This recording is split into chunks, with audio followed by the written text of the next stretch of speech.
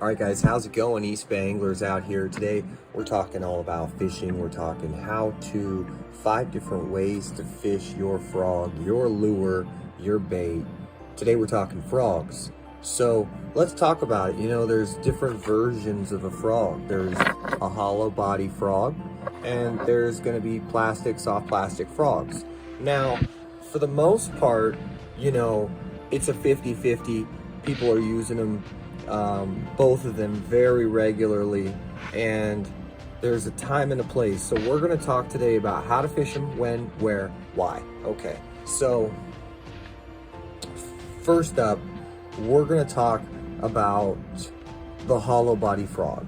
Now, the hollow body frog is really good, especially when it comes to being able to walk the bait, walk the dog style bait technique. That is, you know, it's a phenomenal action on that hollow body frog.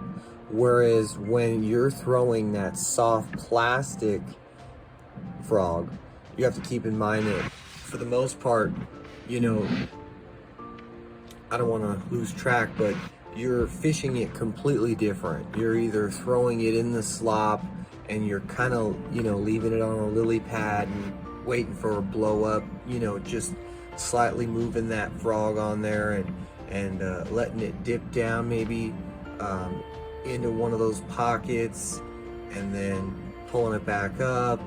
And so we're going to break down how to fish them and why.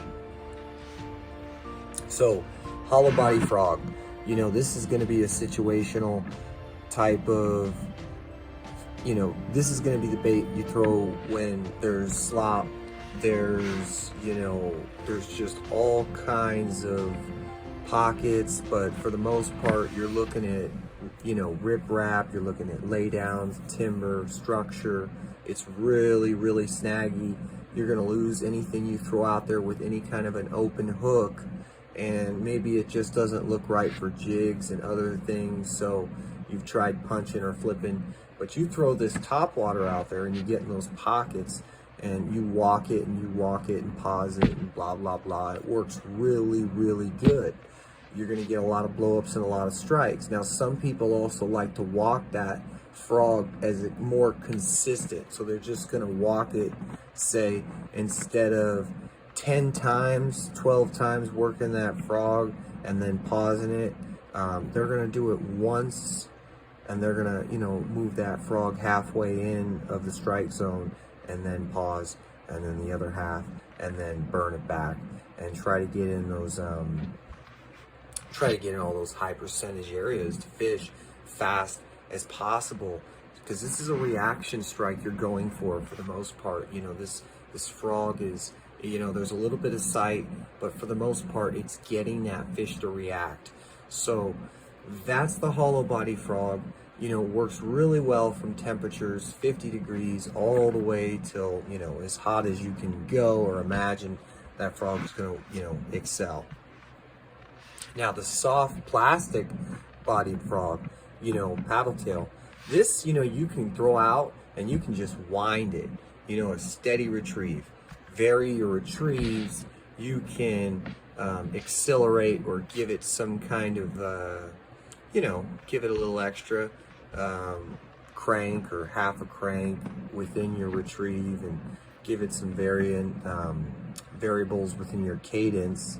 And another way I really like to fish it is to just throw it in a lot of that, you know, grass mats, lily pads, like where it gets so thick you'd think I'm not throwing anything in there. You know, it's like that's where you want to throw that frog and kind of just work it slowly, and eventually, I mean, you're gonna, you know, this thing sometimes is gonna look a little funky, but sometimes it's gonna, you know, be just, it's gonna, the presentation is gonna be just right. It's gonna get that reaction. So that's another way I really like to fish the soft plastic frog. Now, we're going to talk about a couple more ways really quick. 2 more ways. 1, use the frog, the plastic frog. use it as a trailer. You know, throw it on the back of a chatterbait. Plain chatterbait, skirted chatterbait, you'd be surprised. Tip number 1.